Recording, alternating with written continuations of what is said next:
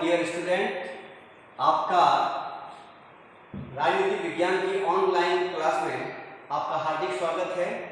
आज हमारा मैं जिस विषय की बात कर रहा हूँ वह है बीए पार्ट सेकेंड ईयर का पॉलिटिकल साइंस के अंतर्गत तुलनात्मक शासन और राजनीति का अध्ययन, कंपैरेटिव गवर्नमेंट एंड पॉलिटिक्स।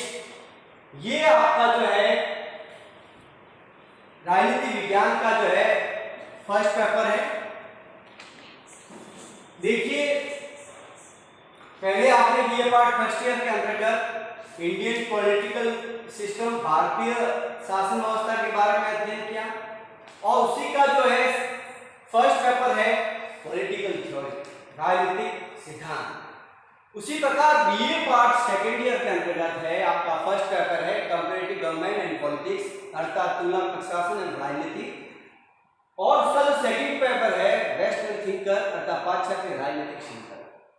यानी हम फर्स्ट ईयर के अंतर्गत इंडियन पॉलिटिकल सिस्टम यानी भारतीय शासन व्यवस्था यानी हमारे देश का संविधान का अध्ययन किया।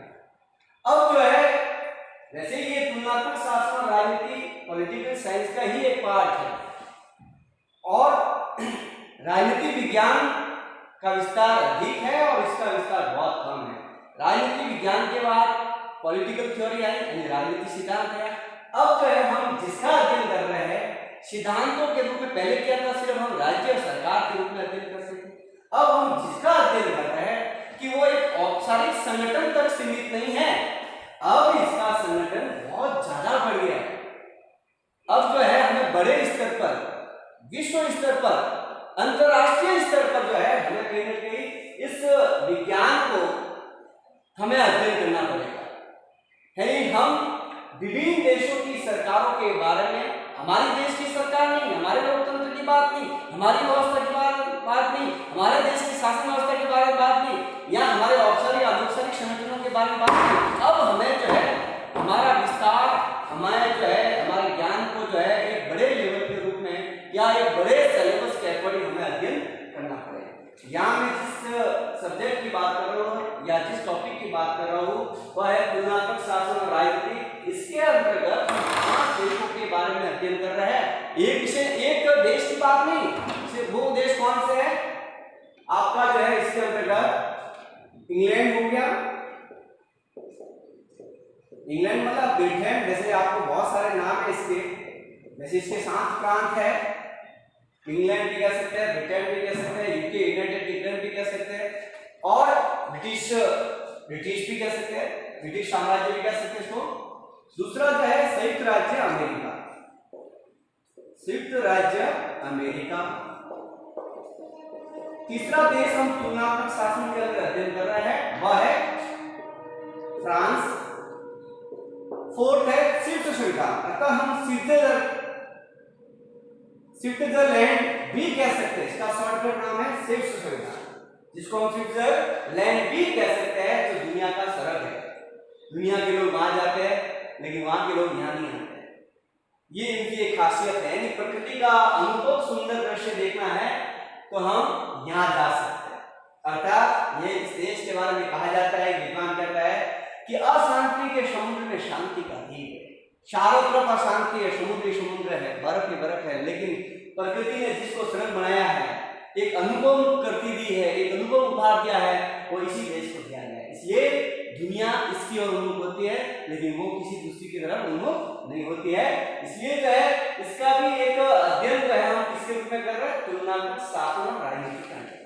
फिर आता है आपका चीन, अर्थात जिसको हम चाइना कहते हैं। अब देखिए यहाँ पर हम ऐसे जो देश है हम तुलना में अध्ययन कर रहे हैं, ये सारे देश विकसित राष्ट्र है, विकासशील राष्ट्र नहीं है।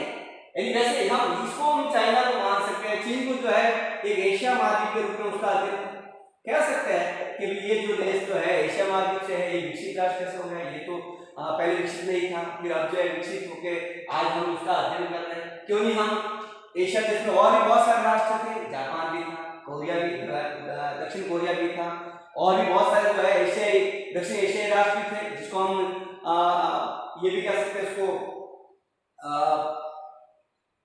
एशियाई देशों के अंतर्गत जैसे 10 राष्ट्र आते हैं उसका भी अध्ययन हो सकता था। लेकिन जिस प्रकार जो है वहां के हम शासन और राजनीति के बारे में अध्ययन करते हैं तो वो एक मॉडल बन गया दुनिया के सामने। इन्होंने एक ऐसा काम कर दिया जिसके कारण जो है हम आज हमारे सेलेबल भारत जैसे देश में भी जो विकासशील राष्ट्र है हम चीन की जो है विश्व राजनीति के अकॉर्डिंग उसका अध्ययन कर रहे हैं। ये बहुत बड़ी बात है, ठीक है। तो अब देखिए यहाँ जो है वैसे चाइना को पहले क्या कहते थे, एशिया का रोगिंग मैन भी कह सकते थे, यानी अचीवमेंट। जैसे नेपोलियन बोनापार्ट ने कहा कि ये मध्य सो रहा है उसको सोने दो, अगर इसको जाग गया तो पूरी दुनिया को हिला कर देगा। इसलिए जो है कहीं ना कहीं इसकी बहुत ज्यादा डिमांड है। यानी तो पहले इतनी घोषणा भविष्यवाणी हो गई थी, आज वास्तव में चीन जो है एशिया की राजनीति कर रहा है और वर्ल्ड के अंदर एक पावर कंट्री के रूप में उभर रहा है। आज जैसे विश्व के महाशक्ति के रूप में हम अमेरिका को मान रहे हैं, अमेरिका अपना आप पावर कंट्री है, दुनिया का शक्तिशाली राष्ट्र है, दुनिया का एक विकसित राष्ट्र है। पहले ब्रिटेन था लेकिन अब उसकी जगह किसने लिया है, अमेरिका ने। यानी पूंजीवादी के रूप में जो राष्ट्र लीडरशिप कर, ये सारी बातें मैं तुलनात्मक रूप में बता रहा हूँ। ऐसा नहीं कि जो है मैं एक पर्सन जो है इसी राष्ट्र को ज्यादा फोकस मानने की कोशिश नहीं। यानी आपको ये पता होगा कि इंग्लैंड का कभी सूर्यास्त यानी इंग्लैंड का साम्राज्य हम ये भी कह सकते हैं उसका कभी सूर्यास्त नहीं होता था, इतना विस्तार था। और ये विज्ञान जिसने जो है कम से कम 51 राष्ट्रों पर अपना एक औपनिवेशिक राष्ट्र था, अपना जो है कहीं ना कहीं कॉमनवेल्थ ग्रुप में ही काम करता है, इतना इनका विस्तार करा हुआ था। तो कहीं ना कहीं अगर हम इनकी बात हम देखते हैं तुलनात्मक शास्त्र राजनीति के अंतर्गत या पॉलिटिकल थ्योरी के अंतर्गत कहीं ना कहीं इन्होंने काफी डेवलप किया है, काफी उनकी जो है ऐसी व्यवस्था है, ऐसी सरकारें जो काम कर रही है, वहाँ की जो स्ट्रक्चर है, बहुत सारे जो है कहीं ना कहीं उसकी संरचनात्मक जो प्रक्रिया है वो बहुत ही जो है कहीं ना कहीं एक मॉडल के रूप में, एक आदर्श के रूप में देखने को मिलती है। अब देखिए मैंने ये सारी बातें जो है इस तुलनात्मक शास्त्र और राजनीति के अंतर्गत 5 देशों को जो फोकस किया है, अब उसका अध्ययन देखिए पॉलिटिकल साइंस के अंतर्गत या हम कंपैरेटिव पॉलिटिक्स या कंपैरेटिव गवर्नमेंट एंड पॉलिटिक्स के बारे में अगर अध्ययन करते हैं तो कहीं ना कहीं आपको जो है बहुत सारे विद्वानों का नाम याद रखना पड़ेगा। और विज्ञान के साथ और वैसे पॉलिटिकल साइंस के मैं आपको बता रहा हूँ कि एग्जाम को जो एग्जामिनर है उसको हम कैसे जो है प्रभावित करें। तो एक फॉर्मूला बता रहा हूँ कि पॉलिटिकल साइंस में हमेशा पॉइंट टू पॉइंट लिखा जाता है, जितने अधिक पॉइंट लोगे उतने ही आपके मार्किंग में अच्छे नंबर आएंगे, आपका ग्रेड बढ़ जाएगा। तो मैंने भी जो है कहीं ना कहीं थोड़ा जो है इस देश के बारे में जानकारी लेने के लिए मैंने एक मॉडल बनाया, बहुत ही इंपॉर्टेंट। एक साइंस का स्टूडेंट जो होता है बहुत ही जो है अगर मॉडल बनाता है, डायग्राम बनाता है तो वो नंबर एक प्राप्त करने की आर्ट है, कला है। तो मैं भी मेरे विद्यार्थियों को मेरे प्रिय विद्यार्थियों को मैं कहीं ना कहीं ऐसा मॉडल दूं, ऐसा कोई डायग्राम बताऊं जिससे जो है ये जो कठिनाई आ रही है इस देश के बारे में तुलनात्मक रूप में वो आसानी से समझ सके।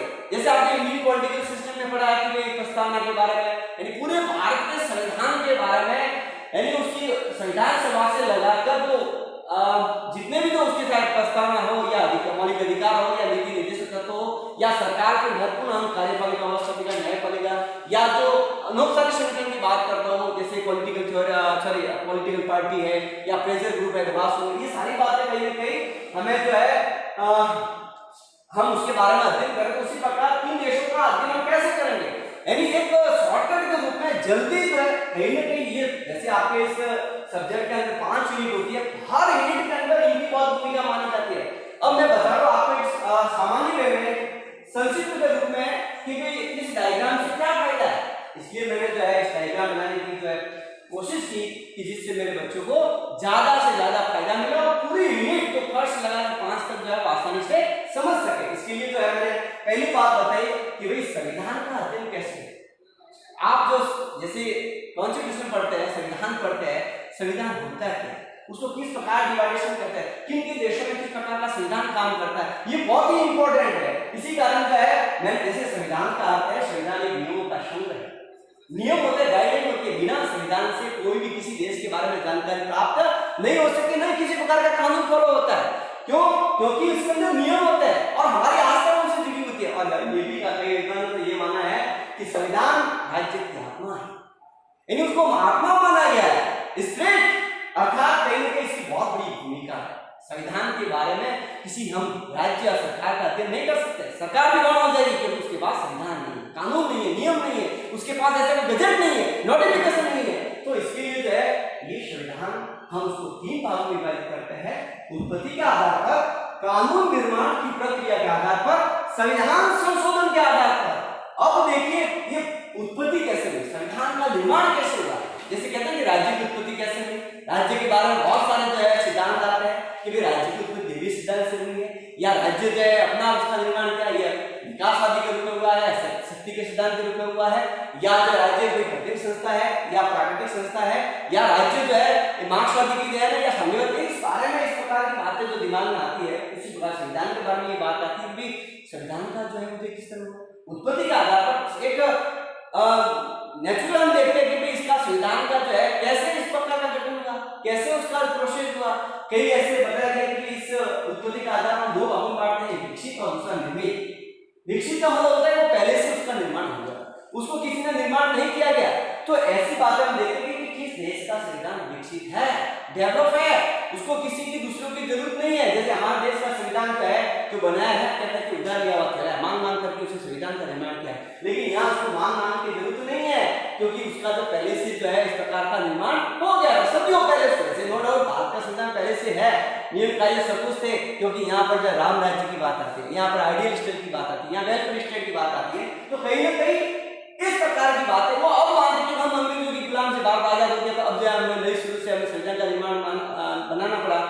अम्बेडकर जी ने बहुत मेहनत की, बहुत कुछ किया, हमारे संविधान में बहुत सारे निर्माताओं ने कहीं ना कहीं इधर उधर जो है हमारे वैसे नो डाउट हमारी जो 1935 का अधिनियम ही एक जो है ज्यादा से उसमें फोकस माना गया। फिर गांधी जी ने कहा कि हमारा संविधान भारतीयों की इच्छा के अनुसार होना, और ऐसे ही हुआ। प्रत्येक भारतीय के हित के लिए कहीं हमारे संविधान का निर्माण किया गया, जो हमारी सारी बातें जो हमारी कॉन्स्टिट्यूशन असेंबली के अंदर है, संविधान सभा के अंदर उसको बताया गया। अब देखिए ये विकसित राष्ट्र के अंदर आता है, तो देखिए इसका कंटेंट यहाँ जुड़ा हुआ है कि विकसित राष्ट्र कौन है। उसी प्रकार ये सारे जो है विकसित नहीं है, लेकिन हम वहां पे अमेरिका भी कहीं थोड़ा बहुत विकसित है, ठीक है, लेकिन उसको पूर्णतः विकसित नहीं मान सकते। उसी प्रकार निर्मित पे उसका निर्माण किया गया है, संविधान जो है वहां के लोगों ने उसका निर्माण किया गया। और अब देखिए अमेरिका का संविधान के अंतर्गत जो है उसमें दुनिया का पहला जो देश जिसको हम कहते हैं लघु संविधान विकसित भी है, और दुनिया का पहला निर्मित संविधान किस देश का है, अमेरिका के अंदर है। और सिर्फ कितनी बातें उसमें जुड़ी है, सिर्फ 7 बातें हैं। दुनिया का सबसे बड़ा लोकतांत्रिक देश अमेरिका, जिसके लिए सिर्फ कितने अनुच्छेद है, 7। और हमारे यहाँ भारत का संविधान निर्माण किया गया, कितनी बात आती है, 395, 395, तो कितने 450 444 के आसपास हो गए, अब बढ़ के 450 हो गए, बढ़ते जाएंगे, क्योंकि जैसे जैसे आवश्यकता होती है संविधान में कहीं ना कहीं उसको संशोधन करना पड़ता है, क्योंकि देश हित की बात आती है, राष्ट्र हित की बात आती है, जनता के हित की बात आती है, जनता के कल्याण की बात करनी है, तो कहीं हमें अमेंडमेंट को संशोधन करना ही पड़ेगा। ठीक है, तो ये सारे राष्ट्र जैसे अमेरिका भी निर्मित है, स्विट्जरलैंड भी निर्मित है, फ्रांस का संविधान भी निर्मित है, चाइना के संविधान भी निर्मित है। उसी प्रकार कानून निर्माण की प्रक्रिया आधार को भी 2 भागों में विभाजित कर दिया है, लिखित और अलिखित। ये बहुत ही इंपॉर्टेंट है, लिखी हुई बातें, यानी जिस देश का संविधान निर्माण किया गया है उसको लिखा गया है, वह देश कैसा हो गया, लिखित संविधान। यानी कहीं ना कहीं कानून का निर्माण का प्रोसेस कैसा है, उसको लिखना है, या जो प्रोसेस नहीं होता उसको कहते हैं अलिखित। दुनिया का यानी दुनिया का पहला जो संविधान लिखित के रूप में मैंने पहले कहा कि अमेरिका का लिखा गया, उसके बाद फ्रांस की बात आती है, स्विट्जरलैंड की बात आती है, चीन की बात आती है, भारत की बात आती है, और बहुत सारे जैसे 193 देश, 193 राष्ट्र है, इंग्लैंड में उसको मान्यता दी गई है। बहुत सारे देशों का जो संविधान क्या है, ज्यादातर लमसम जो है 80-90% जो है कहीं भी संविधान जो है वो क्या है, लिखित है। लेकिन ऐसे बहुत कम देश है जिसका संविधान अलिखित। दुनिया का अगर हम इसके अकॉर्डिंग देखें तो दुनिया का एकमात्र ऐसा देश है जिसका संविधान क्या है, अलिखित है। कोई लिखने की जरूरत नहीं है, क्योंकि वहां के लोग अपना आप को सभ्य मानते हैं, सॉफिस्ट मानते हैं, बुद्धिमान मानते हैं, जागरूक मानते हैं। हम जितने जागरूक नहीं, जितने वो लोग जागरूक है, और इसी जागरूक का फायदा उठाकर इन्होंने पूरी दुनिया को अपनी मुट्ठी में ले लिया, पूरी दुनिया को मुट्ठी में कर दिया, पूरा विश्व के अंदर अपना साम्राज्य फैला। दुनिया में जो अपना अमेरिका ताकत मानता था, उसमें वो भी अपना गुलाम बना दिया। वहां पर भी 13 उपनिवेश बना दिए, 13 राज्य स्थापित कर दिए, 13 कोटे स्थापित कर दिए। जैसे भारत में बहुत सारे अलग अलग रूप में कोटे स्थापित की, इसी प्रकार अमेरिका में इस प्रकार का इन्होंने उपनिवेश राष्ट्र बना दिया। और यहाँ तक इन्होंने कम से कम 51 राष्ट्र को उसका दबदबा था। कभी तो ये कहा जाता है इंग्लैंड का साम्राज्य कभी राष्ट्र नहीं होता है। देखिए मेरे जानो, मेरे साथियों, मेरे विद्यार्थियों, ये जो है अगर हम कानून निर्माण की प्रक्रिया को बात करते हैं तो कई जगह लिखित है तो कई जगह अलिखित है। उसी प्रकार जो संविधान संशोधन की बात आती है कि वह संविधान कैसा है, संशोधन के रूप में कठोर है या फ्लेक्सिबल है, लचीलापन है। अब देखिए यहाँ का संविधान, अमेरिका का संविधान दुनिया का सबसे कठोर संविधान है। दुनिया का लघु संविधान भी अमेरिका का है और दुनिया का कठोर संविधान भी किसका है, अमेरिका का है, ठीक है।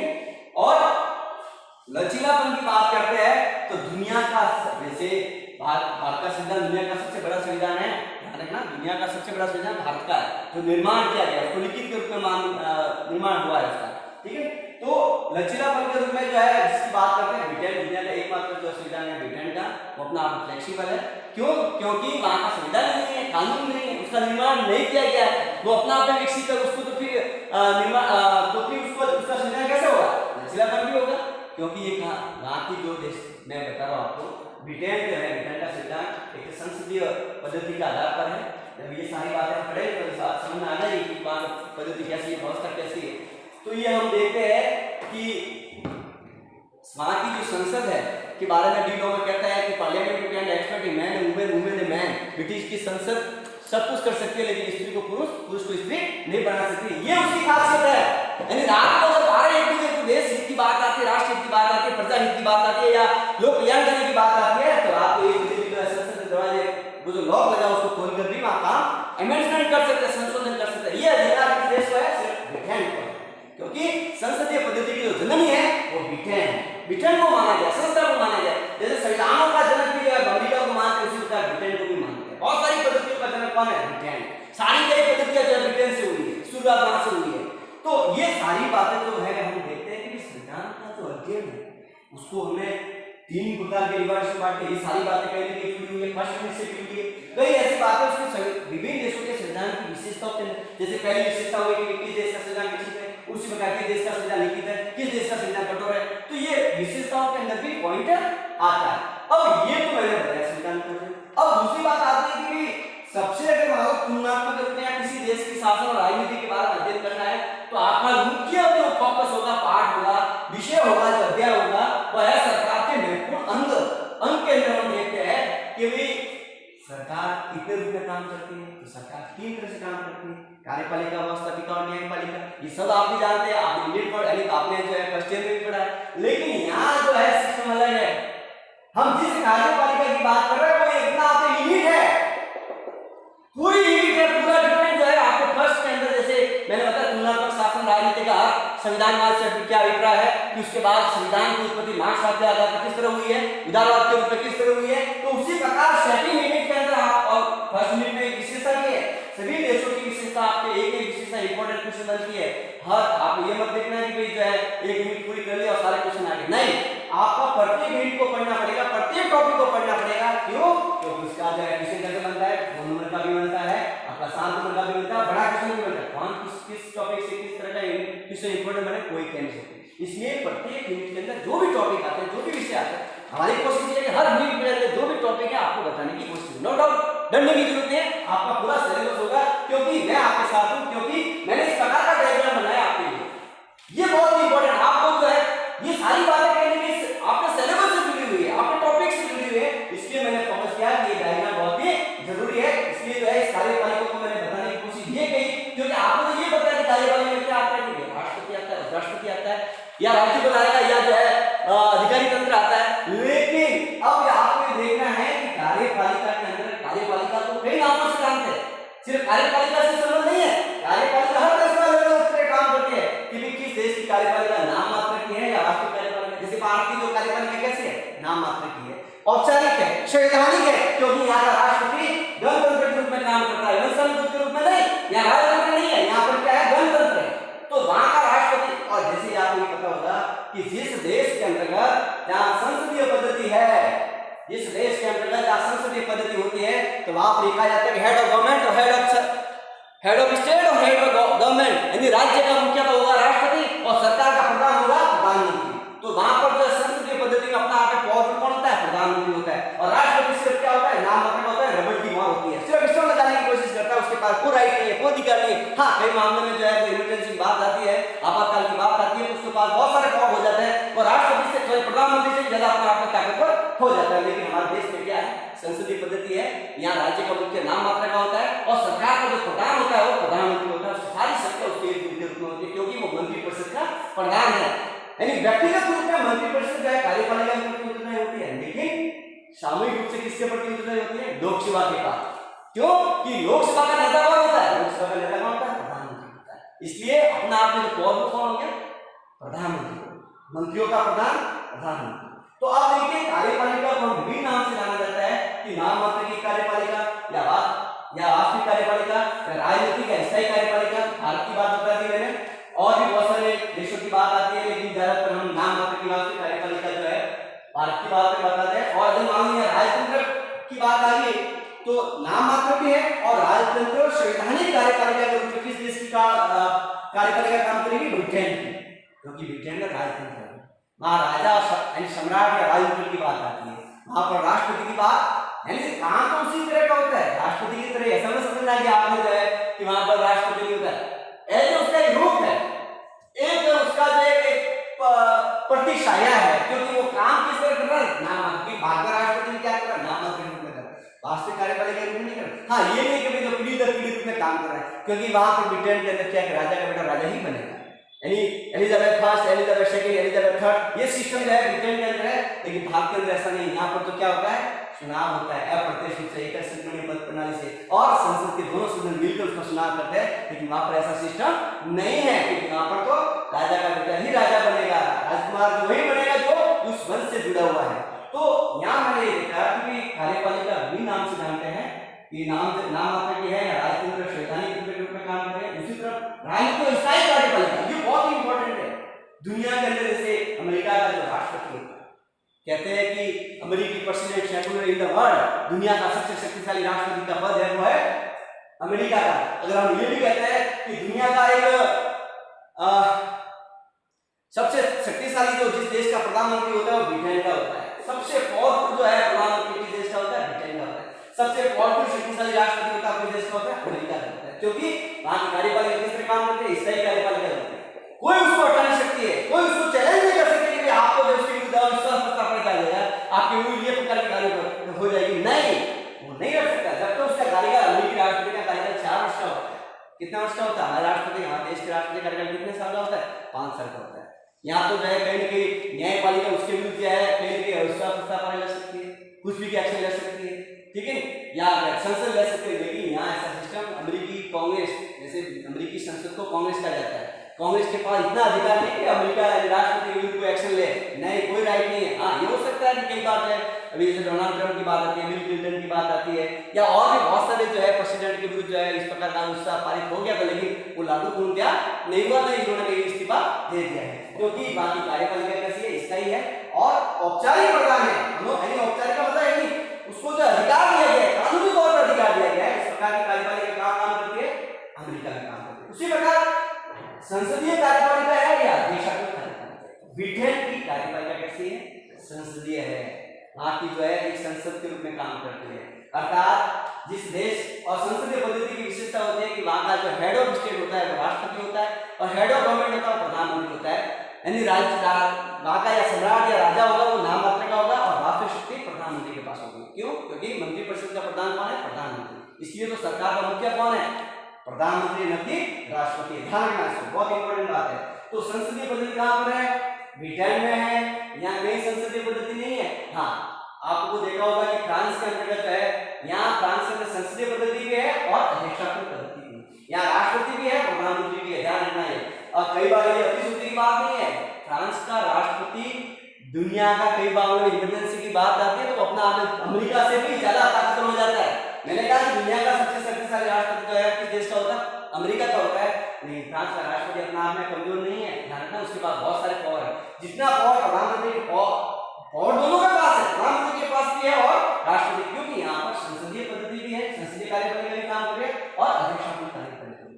संसदीय पद्धति को अगर हम शक्ति के आधार पर विभाजन करते हैं तो 2 श्रेणी होता है, एक एकात्मक है, दूसरा संघात्मक है। उसी प्रकार अध्यक्षात्मक पद्धति को अगर हम डिवाइडेशन करते हैं तो वहां पर एकात्मक और संघात्मक की बात आती है। ठीक है। जैसे हमारे यहाँ देश की जो बात करते हैं, भारत के अंदर संसदीय पद्धति है और संसदीय पद्धति में भी कैसा है, हमारे यहाँ पर दोनों का मिश्रण है, एकात्मक और संघात्मक है। लेकिन ब्रिटेन में क्या है, संसदीय पद्धति के साथ सिर्फ एकात्मक है, ये ध्यान रखना। इकाइयों का संख्या सारी जो है, जैसे हम डिवाइडेशन करते हैं किसी सरकार को जो है एक केंद्र सरकार के रूप में, राज्य सरकार के रूप में, स्थानीय सरकार के रूप में, या जो है लोकल गवर्नमेंट के रूप में बात आती है, तो सारा सिस्टम सरकार काम तो करिए, लेकिन सिस्टम फॉलो कहां से होगा, केंद्र सरकार। सारी शक्ति किसके रूप में केंद्रीकृत होगी, केंद्र सरकार के पास। ठीक है। हमारे यहाँ पर तो क्या है, केंद्र को भी अधिकार दिया है, राज्य को भी अधिकार दिया है और स्थानीय गवर्नमेंट को भी अधिकार दिया है। इसलिए तीन प्रकार के रूप में सरकार काम करती है। हाँ, सरकार काम तो करती है, लेकिन किसके आदेश से काम करेगी, केंद्र सरकार के रूप में काम करेगी। इसलिए वहां पर ब्रिटेन की जो संसदीय पद्धति है, संसदीय कार्यपालिका का काम करेगी और एकात्मक तौर पर काम करेगी। ठीक है। उसी प्रकार अमेरिका की बात करते हैं, अमेरिका में जो है कम से कम 50 सेंटर है, यानी राज्यों को कैंटन कहा जाता है। ठीक है। तो वहां पर जो राज्य की सरकार, लेकिन वहां पर दोहरी नागरिकता भी है, एकल नागरिकता नहीं है, दोहरी नागरिकता। हमारे यहाँ पर एकल नागरिकता है, लेकिन वहां पर क्या है, दोहरी नागरिकता है। तो इसलिए जो है राज्यों को अधिकार दिया है, केंद्र को भी अलग अलग अधिकार है। लेकिन जब बात आती है राष्ट्रपति को, पूरे राज्य मिलकर जो है कहीं ना चुनाव करने की कोशिश करते, प्रयास करते हैं। अब देखिए उसी प्रकार जो है कार्यपालिका दो और भी हम बात करते हैं कि कई जगह कार्यपालिका एकल कार्यपालिका के रूप में काम करती है, दूसरी बहुल कार्यपालिका के रूप में काम करती है। एकल कार्यपालिका यानी सिर्फ एकमात्र एकल पालिका कहां पर है, चीन के अंदर एकल कार्यपालिका है एनपीसी, नेशनल पीपुल्स कांग्रेस। ठीक है। बाकी जो है कई जगह और स्विट्जरलैंड के अंदर कार्यपालिका कैसी है, बहुल कार्यपालिका। देखिए ये टॉपिक सारे जुड़े हुए, ध्यान रखना। ये अगर आगे डायग्राम में आ जाए तो आप इन देशों के आसानी से तुलनात्मक अध्ययन कर सकते हैं, शासन के रूप में और राजनीति के रूप में। अगर मान लो डायग्राम आपके दिमाग में नहीं है, ये बात समझ में नहीं आ रही है, तो नहीं होगा। मैं दावे के साथ कह रहा हूं, आपको इस बात को समझना पड़ेगा। अगर तुलना किसकी करनी है, सरकारों की करनी है, विदेशी सरकारों की करनी है, और उनकी शासन के बारे में अध्ययन करना है, उनकी पॉलिटिक्स के बारे में अध्ययन करना है। कई देशों की पॉलिटिक्स, जैसे मान लो हम बात करते हैं लोकतंत्र की बात है या अधिनायक। अब अधिनायक तंत्र को कैसा होगा, वो तो सारी एक व्यक्ति के पास सत्ता होगी, और यहाँ जो है सत्ता किसके पास, जनता के पास। तो सबसे अधिक प्रभावशाली कौन सा तंत्र होगा, लोकतंत्र ही होगा। अधिनायक तंत्र कभी और कोई प्रभावशाली होता है क्या, क्या जनता के हित के लिए बात कर सकता है क्या? आपने देखा होगा जैसे जर्मनी का मॉडल देखा होगा हिटलर के रूप में, या इटली का मॉडल देखा होगा मुसोलिनी के रूप में, और अपने पड़ोसी देखिए आप, जिस देश में व्यक्ति के अधिनायक की बात क्या है, अगर सैनिक शासन की है तो वो भी कभी देश सक्सेस नहीं हो सकता, कभी विकास नहीं कर सकता। वहां पर जनता को न्याय नहीं मिल सकता, वहां पर इक्विटी की बात नहीं आ सकती, वहां के फ्रीडम नहीं हो सकते, क्योंकि सारी हुकूमत एक व्यक्ति के पास होती है। अधिनायक तंत्र में ध्यान रखना, सारी हुकूमत एक व्यक्ति के पास होती है। लेकिन लोकतंत्र में ऐसा नहीं है। जनता जैसे अब्राहम लिंकन ने कहा कि democracy government by the people for the people and the people, जनता के लिए, जनता के द्वारा जनता का शासन होता है, उसे कहते हैं लोकतंत्र। सारी बातें जनता के हित के लिए होती है, जनता के डेमो के लिए बात होती है, एक सकारात्मक जो है आइडियोलॉजी होती है, उसी को हम लोकतंत्र पर मानते हैं। यानी कहीं तंत्र में जो है कहीं उसका जो है विभाजन होता है। तो ये सारी बातें जो है एकल बहुल कार्यपालिका की बात है। अर्धसंघीय कार्यपालिका, देखिए बहुत ही इंपॉर्टेंट बात है कि वहां किस देश की कार्यपालिका अर्धसंघीय के रूप में काम करती है, तो वो है एकमात्र देश फ्रांस। फ्रांस की कार्यपालिका अर्धसंघीय, मैंने पहले बताया कि यहाँ पर प्रधानमंत्री भी होता है और राष्ट्रपति भी होता है। प्रधानमंत्री यानी संसदीय पद्धति, राष्ट्रपति वाला अध्यक्षात्मक पद्धति। ठीक है। यहाँ एकात्मक भी है, संघात्मक, दोनों का शक्ति को दोनों को जो है उन्होंने जोड़ा है। भारत के अंदर क्या है, एकात्मक के संघात्मक, लेकिन एकात्मक संघात्मक है वो किस देश से, किस पद्धति पे है, वो है संसदीय पद्धति। ये मत आप ये मत समझना कि आप नहीं, संसदीय पद्धति है, उसको हम शक्ति के आधार पर विभाजन करते हैं। तो दो तरह से होता है, एकात्मक संघात्मक, भारत की संसदीय पद्धति भी है और दोनों का मिश्रण भी है। तो ये सारी बातें। अब एक अंतिम होता है कि कार्यपालिका को हम स्थायी कार्यपालिका भी कह सकते हैं, अधिकारी भी कह सकते हैं। स्थायी कार्यपालिका जो है नौकरशाही होती है, अधिकारी होते हैं, पब्लिक सर्विस के लोग होते हैं, लोक सेवक होते हैं, उनको हटाया नहीं जा सकता। उनका कार्यकाल 5 साल का या 4 साल का या 7 साल का नहीं होता है। जैसे यहाँ पर जो है स्विट्जरलैंड के राष्ट्रपति का 7 एक साल का होता है, लेकिन उसमें 7 राष्ट्रपति होते हैं, अलग अलग रूपों में कार्यकाल करते हैं। अमेरिका का राष्ट्रपति 4 साल का होता है। जैसे ये जो स्थायी है उसको हटा नहीं सकते क्योंकि वंशानुगत होते हैं। बाकी कई देशों में तो किसी का 5 साल का कार्यकाल होता है, तो किसी का 6 साल का होता है।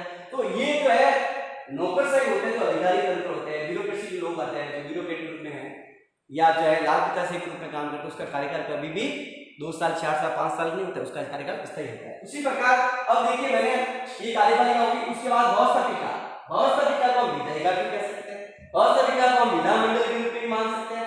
अब ये विधानमंडल 2 तरह से काम करती है। कितने रूप में? 2 रूप में काम करती है कि किस देश की जो विधायिका है एक सदनीय है, किस देश की विधानसभा या विधानमंडल द्विसदनीय है। केंद्र में भी होती है और स्टेट में भी होती है। राज्य की विधानमंडल भी होते हैं और केंद्र की विधानमंडल भी होते हैं। तो यहाँ हम केंद्र की बात करते हैं कि बहुत सारी बात हम संसद भी कर सकते हैं, विधेयिका भी कर सकते हैं, विधानमंडल भी कर सकते हैं। संसद दो तरह से काम करती है। वैसे आपने ध्यान रखना कि कई देशों में जो है उस संसद को अलग नाम से, जैसे कार्यपालिका को विभिन्न नाम से जाना जाता है, उसी प्रकार संसद को विभिन्न नाम से जाना जाता है। अब देखिए ब्रिटेन की संसद को संसद नहीं कहा जाएगा, यहाँ की राष्ट्रपति या विधायिका के नाम से उसको संसद कहते हैं। उसी प्रकार अमेरिका की जो संसद होती है उसको क्या कहा जाता है, कांग्रेस। क्या कहा जाता है, कांग्रेस। उसके दो सदन है, एक सीनेट होती है, दूसरा प्रतिनिधि सभा। उसी प्रकार इंग्लैंड के भी दो सदन है, एक कॉमन सभा और लॉर्ड सभा। उसी प्रकार आपका जो फ्रांस है, फ्रांस की जो संसद को हम राष्ट्रीय सभा कहते हैं, नेशनल असेंबली है, उसके भी दो सदन होते हैं, राष्ट्रीय सभा और राष्ट्रीय परिषद, अर्थात प्रतिनिधि सभा और सीनेट के रूप में। उसी प्रकार स्विट्जरलैंड की जो बात आती है, संघीय परिषद, राष्ट्रीय परिषद और राज्य परिषद, उसके भी दो सदन होते हैं। उसी प्रकार चीन के भी, चीन जो है हमेशा एक सदनीय के रूप में, एकमात्र जो हम तुलनात्मक अध्ययन कर रहे हैं, बाकी सबके लिए दो सदन है, दो विधानसभा के काम करते हैं, और यहाँ पर सिर्फ क्या है, एक ही सदन काम करती है, वह है चाइना का, अर्थात एनपीसी, नेशनल पीपल कांग्रेस, राष्ट्रीय जनवादी कांग्रेस के रूप में काम करती है। अब मैंने ये बड़ी बात ये बता दी। अब कई देश और भी बहुत सारे बच्चे हैं, जैसे अगर आप किसी को एक जनरल नॉलेज की बात करते हैं कि भाई बताइए आप जो है सेकंड ईयर में इतने देशों को तुलना में अध्ययन कर रहे हैं, तो आपने ये तो पता ही होगा कि इंग्लैंड की संसद को क्या नाम से जाना जाता है, सॉरी अमेरिका की संसद को किस नाम से जाना जाता है, उससे क्या नाम, दूसरा क्या नाम है। तो और किसने कह दिया कि जापान की संसद का नाम बताइए, तो फिर तो जापान की संसद का नाम है डाइट। अब कह दिया कि रूस की संसद का नाम है ड्यूमा। आपको बोल दिया कि जर्मनी की संसद का नाम है बुद्धिस्ट्राट। आपको ईरान की बताया तो मजलिस। आपको ये कह दिया कि बांग्लादेश की संसद का नाम है जातीय सभा। आपको ये कह दिया कि पाकिस्तान की तो नेशनल असेंबली। तो ये कहीं ना कहीं आपको याद रखने की जरूरत है, क्योंकि कोई क्वेश्चन आता है, मैं ये सिर्फ सिलेबस के अकॉर्डिंग नहीं है। अगर आप कोई कॉम्पिटिशन में आगे बढ़ोगे तो कहीं ना कहीं आपको बहुत सारी जानकारी लेनी पड़ेगी। सिर्फ संसद की बात नहीं है या इन देशों की बात नहीं है। कॉम्पिटिशन जो होता है, कोई भी अगर आप एग्जाम देते हो तो सिर्फ वो सिलेबस के अकॉर्डिंग नहीं होता है, वो आरपीएससी का सिलेबस होगा, वो यूपीएससी का सिलेबस होगा, न कि सब्जेक्ट का सिलेबस होगा, न कि जो बीए पार्ट फर्स्ट सेकंड का सिलेबस होगा। तो ये आपको बहुत जानकारी रखनी पड़ेगी। अब आता है कि सांसद, जैसे मैंने बहुत सारी बात पहले ही बता दी कि शासन पद्धति को हम दो भागों में बांटते हैं, संसदीय के रूप में, एक एकात्मक, दूसरा संघात्मक। उसी प्रकार अध्यक्ष पद्धति को भी हम शक्ति के आधार पर बांटते हैं। तो संसदीय पद्धति को मैंने बताया कि ब्रिटेन की व्यवस्था संसदीय है, और फ्रांस की जो संसद है वो भी संसदीय है, संसदीय भी है और अध्यक्ष भी है। उसी प्रकार स्विट्जरलैंड की भी संसदीय और अध्यक्ष भी है। चाइना की जो संसदीय पद्धति वो अध्यक्ष पद्धति, जो भी यहाँ पर राष्ट्रपति है, ठीक है।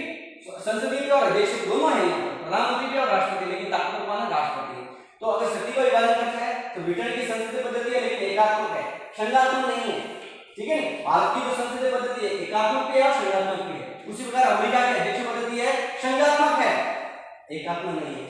फ्रांस की संसद अध्यक्ष पद्धति और संसदीय है, लेकिन वो एकात्मक भी और संघात्मक भी। इस बात को ध्यान रखना है, क्योंकि कई बार क्या होता है कि आपकी जो जैसे किसी देश की संविधान विशेषता बताइए कि भाई सामाजिक आर्थिक आधार पर ब्रिटेन की संविधान विशेषता बताइए, अमेरिका की बताइए, स्विट्जरलैंड, तो आपको ये सारे कहीं ना एक ही पॉइंट, एक इससे निकला पॉइंट, एक से निकला, एक से निकला, एक से निकला, यानी ऐसे कॉन्सेप्ट मैं दावे के साथ करो आपकी 10 विशेषता तो ऐसे डायग्राम पॉइंट से आ जाएगी 100% मैं करो। आपको किसी प्रकार की घबराने की जरूरत नहीं है, नो डाउट। आप बिना पढ़े अगर आपके मॉडल दिमाग में है तो मैं दावे के साथ कह रहा हूं कि आपका जो है कम से कम 5-10 तो आपकी विशेषता के पॉइंट आ जाएंगे।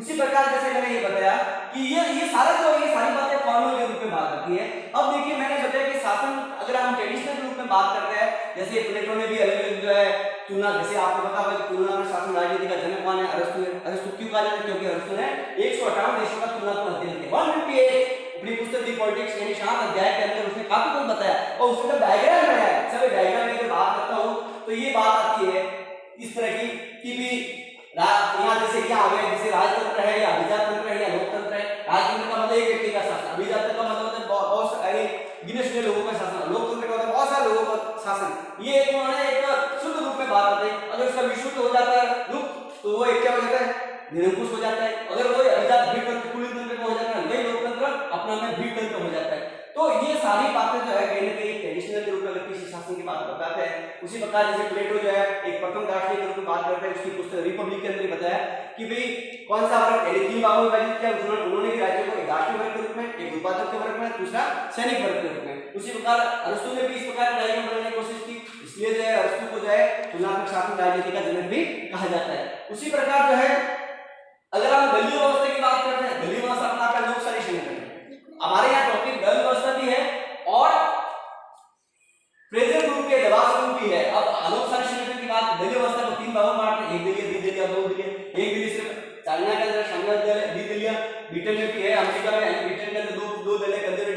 और लिबरल पार्टी। उसी प्रकार अमेरिका में 2 दल है, डेमोक्रेटिक पार्टी और रिपब्लिकन पार्टी। उसी प्रकार फ्रांस की जो व्यवस्था कैसी व्यवस्था में बहुदलीय है, वहां बहुत सारे दल है। सोशल पार्टी के, समाजवादी के, तो बहुत अलग अलग दल जो है काम कर रहे हैं। तो भारतीय व्यवस्था कैसी बहुदलीय है। यहाँ बहुदलीय व्यवस्था को हम 3 तरीके से बात करते हैं, राष्ट्रीय स्तर पर, क्षेत्रीय आधार पर रीजनल पार्टी के तौर पर देखते हैं, लोकल पार्टी के रूप में भी देखते हैं। यानी ये 3 भागों में उसको डिवाइडेशन करते हैं भारत के अंदर। यानी राष्ट्रीय स्तर पर नेशनल पार्टी जैसे हमारे यहाँ की नेशनल पार्टी कितनी है, 4 पार्टी है, जैसे कांग्रेस, बीजेपी है, सपा है, बसपा है, या जो है तृणमूल कांग्रेस को भी जोड़ दिया गया है, और भी बहुत भाजपा है, मार्क्सवादी कम्युनिस्ट पार्टी, यानी मार्क्सवादी कम्युनिस्ट पार्टी होगी या भारतीय कम्युनिस्ट पार्टी होगी। ठीक है, तो ये कहीं ना कहीं ये सारी बातें जो है हमारे जो है कहीं ना कहीं इंपॉर्टेंट क्वेश्चन या इस अध्ययन को करने के लिए बहुत ही महत्वपूर्ण हो जाता है। मैंने बहुत सारी बातें बताई, समय के अकॉर्डिंग ध्यान रखना पड़ता है। तो मैंने कहीं ना कहीं आपको जो है इस तुलनात्मक शासन राजनीति जो हमारा ये पार्ट फर्स्ट ईयर का जो है फर्स्ट पेपर है बहुत ही इंपॉर्टेंट है। और क्योंकि बच्चे जो है कई कंफ्यूज हो जाते हैं, उनको समझ नहीं आता कि तुलनात्मक शासन है क्या, उसकी राजनीति कैसे अध्ययन करें, क्योंकि हम भारत के संविधान के बारे में जानकारी नहीं होती तो हम इतने 5 देशों का अध्ययन कैसे करें। इसलिए मैंने कहीं ना कहीं शॉर्टकट के डायग्राम के जब भी जो है इंग्लिश बात आएगी तो बहुत सारी और भी बहुत बातें अपने उसका आप पढ़ोगे, सिलेबस का आनंद लोगे। मैं इसी के साथ मेरी बात को मैं खत्म करता हूँ। Thank you.